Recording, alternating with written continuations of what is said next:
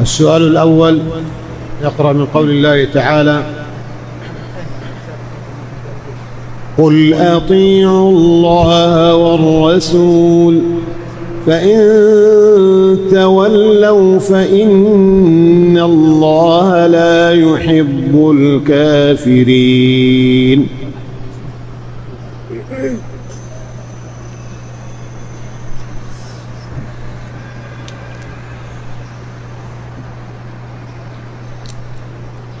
أعوذ بالله من الشيطان الرجيم.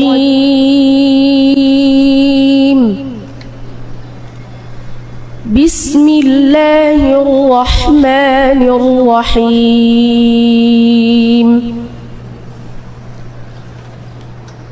قل أطيعوا الله والرسول فإن تولوا فإن الله لا يحب الكافرين. إن الله اصطفى آدم ونوحا وآل إبراهيم وآل عمران على العالمين ذرية بعضها من بعض والله سميع عليم.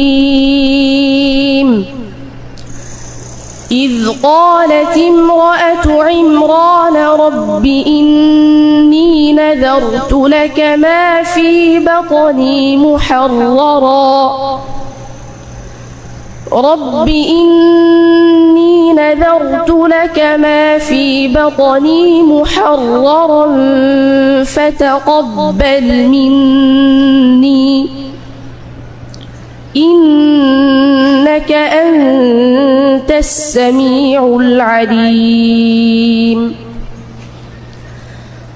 فلما وضعتها قالت رب إني وضعتها أنثى والله أعلم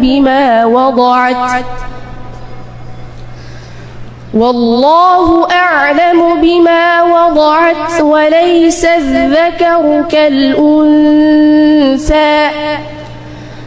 وإني سميتها مريم وإني أعيذها بك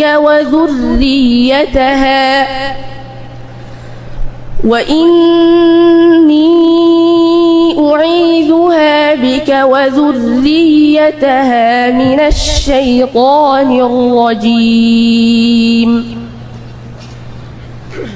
فتقبلها ربها بقبول حسن وأنبتها نباتا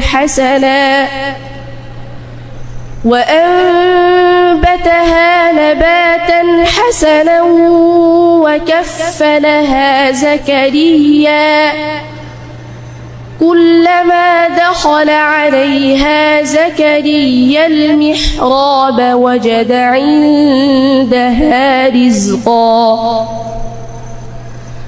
قال يا مريم أنى لك هذا قالت هو من عند الله إن الله يرزق من يشاء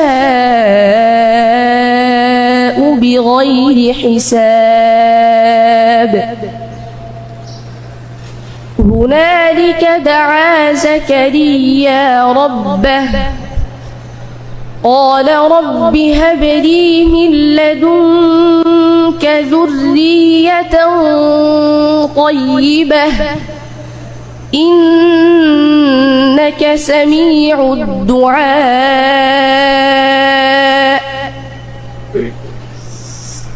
فنادته الملائكة وهو قائم يصلي في المحراب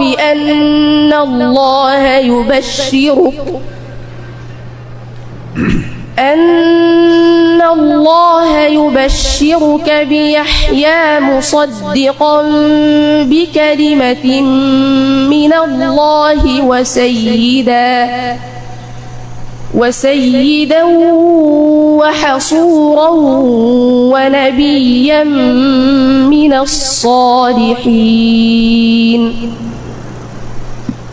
قال رب أنى يكون لي غلام وقد بلغني الكبر وامرأتي عاقر قال كذلك الله يفعل ما يشاء حسبك.